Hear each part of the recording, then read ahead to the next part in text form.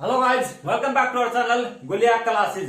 आज हमने जो है हरियाणा ग्राम सचिव और पटवारी का जो मोस्ट इंपोर्टेंट टॉपिक हम मानते हैं, पंचायती राज से संबंधित कुछ समितियां यानी पंचायती राज को सुदृढ़ करने के लिए समय समय पर जो समितियां बनाई गई हैं उनका जो टॉपिक हम आज कवर करेंगे। और हमने जो हरियाणा पंचायती राज अधिनियम 1994 है उसको कंप्लीट करवा रखा है। अगर आपने वो वीडियो नहीं देखे तो हमारे जो वीडियो के डिस्क्रिप्शन के अंदर जाके जो उसका लिंक मिल जाएगा, आप उसको देख सकते हैं। तो आइए इसको स्टार्ट करते हैं। सबसे पहले सबसे इंपोर्टेंट आती है बलवंत राय मेहता समिति।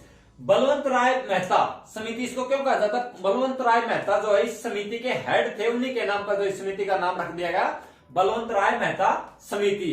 इनको जो है पंचायती राज का शिल्पीकार या वास्तुकार भी कहा जाता है बलवंत राय मेहता को बाद के अंदर। और यह समिति कब बनाई गई है?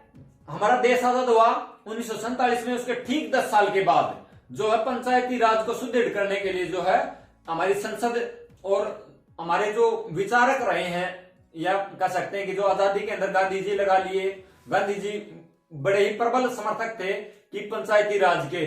तो उन्हीं बातों को मद्देनजर रखते हुए जो 10 साल के बाद जो एक समिति बनाएगी, जिस सबसे पहली बनी वो थी बलवंत राय मेहता समिति। 10 साल के बाद और गांव को मजबूत करने के लिए बनाई गई। तो मजबूत से दिमाग के अंदर रखना कि 10 साल के बाद जब मजबूत बनाने के लिए कोई समिति बनाएगी तो वो बड़ी बलवान थी। बलवान से क्या कोड कर लिया, बलवंत राय मेहता समिति बनाएगी ठीक 10 साल के बाद।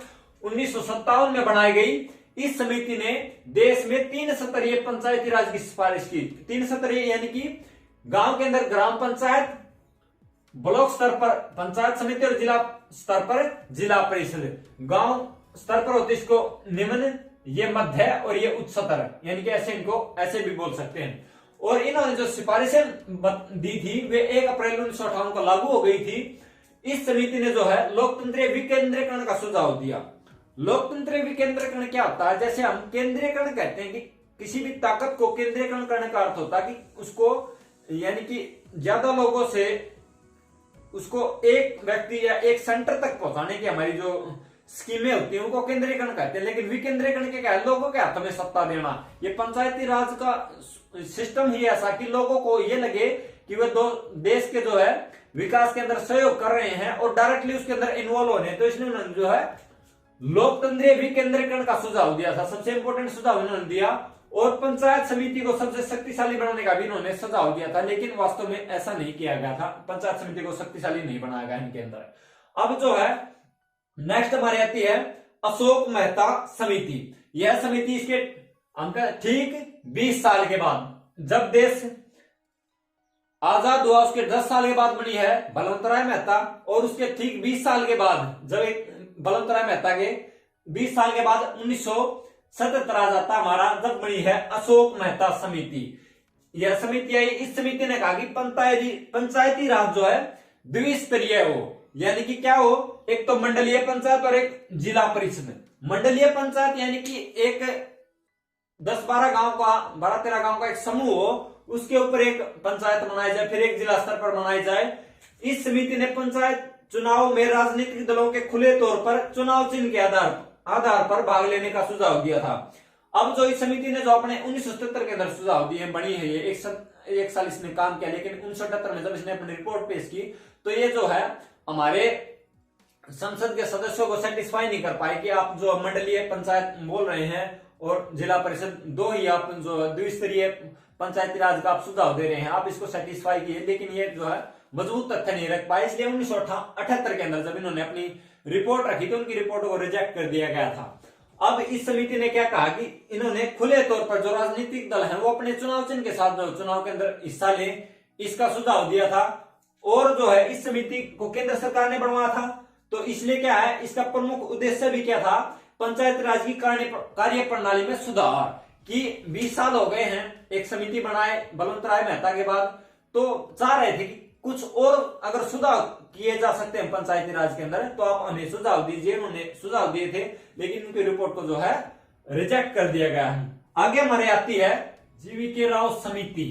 1985 में समिति आई और इस समिति ने कहा कि पंचायती राज को पूरी आजादी हो, और इन्होंने पंचायती राज को 4 स्तरीय बनाने का सुझाव दिया गया, जिसे जो है रिजेक्ट कर देगा। जैसे 3 स्तरीय तो है ही, फिर जो है एक और जो स्टेट लेवल पर और जो एक स्तर बनाने की इन्होंने जो है अनुशंसा की थी, जिसे जो है रिजेक्ट कर दिया गया है। इसे जो प्लानिंग कमीशन ने बनवाया था। आगे जो है एलएम सिंह समिति आती है। 1986 में यह समिति आई। इस समिति ने कहा कि पंचायती राज में 3 स्तर होने चाहिए। और इंपॉर्टेंट बात थी कि इन्होंने स्टार्ट कर दिया कि एक बात कहना कि जो इसे संवैधानिक दर्जा भी दिया जाए। जिसके बाद जो है पीके थुंगन समिति आई एक 1988 में। इस समिति ने जो पंचायती राज व्यवस्था को शक्तिशाली बनाने के लिए क्या किया कि इसको जो है संवैधानिक दर्जा दिया जाए, इसकी सिफारिश की। जिसके आधार पर 1989 में 89 में क्या किया गया, संविधान संशोधन विधेयक प्रस्तुत किया गया, जो बाद में 73वां संशोधन हुआ। इसी की अनुशंसा के आधार पर हुआ, जिसके तहत क्या हुआ, 1992 में पंचायती राज को संवैधानिक दर्जा दे दिया गया। इससे पहले सिर्फ ये जो है पंचायती राज का जिक्र सिर्फ हमारे जो नीति निर्देशक तत्वों में किया गया था, ना कि ग्राउंड लेवल पर उसको लागू किया गया था। अब क्या हुआ, इसके बाद जो है उस समय क्या था, उस समय इंपॉर्टेंट पॉइंट बनता है कि हमारे प्रधानमंत्री कौन थे। प्रधानमंत्री थे पीवी नरसिम्हा राव। इनको जो है आधुनिक भारत का चाणक्य भी कहा जाता है। और 73वां संविधान संशोधन की अनुशंसा लागू करने वाला जो है काम करने वाला, उसके ऊपर जो पहला स्टेट था राजस्थान, नागौर के अंदर इसके ऊपर अमल हुआ सबसे पहले। उसके बाद जो वहां आंध्र प्रदेश के अंदर। इसके बाद हमसे क्वेश्चन पूछा जाता कि हरियाणा में पंचायती राज कब आया, तो आया है 24 अप्रैल 1993 को। चौधरी भजनलाल अशोक जो हरियाणा के मुख्यमंत्री थे, इसलिए 24 अप्रैल को जो पंचायती राज दिवस के रूप में मनाया जाता है। फिर क्वेश्चन बनता है कि 73वें संविधान संशोधन के में जो है 11वीं अनुसूची जोड़ी गई संविधान के अंदर, जिसमें जो है 29 विषय हैं, ये पंचायती राज से संबंधित है। जो हमारी 11वीं अनुसूची है पंचायती राज से संबंधित है। फिर आता है जो 74वां संविधान संशोधन हुआ, इसमें क्या है 12वीं अनुसूची जोड़ी गई, जो कि क्या है नगर पालिका की संरचना और कार्यों का जो इसके अंदर वर्णन किया गया। और इसमें जो है 18 विषय हैं। ये थी हमारी जो पंचायती राज से संबंधित जो है इंपोर्टेंट हमारी जो हमसे समितियां पूछी जाती हैं, वे हमें बताई गई है। इसमें क्वेश्चन एक बार फिर मैं एक पॉइंट रिवाइज करवा देना चाहता हूं कि क्वेश्चन इस जीवीके राव समिति से बनता है कि किस समिति ने जो है पंचायती राज को 4 स्तरीय बनाने की अनुशंसा की थी, वो थी जीवीके राव समिति। और 2 स्तरीय बनाने की कही थी अशोक मेहता समिति ने। तो आई होप आपको ये क्लास पसंद आई होगी। अगर आपको ये क्लास पसंद आई तो हमारे चैनल को सब्सक्राइब कर लीजिए, वीडियोज को लाइक कीजिए, शेयर कीजिए। Thank you. जय हिंद, जय भारत।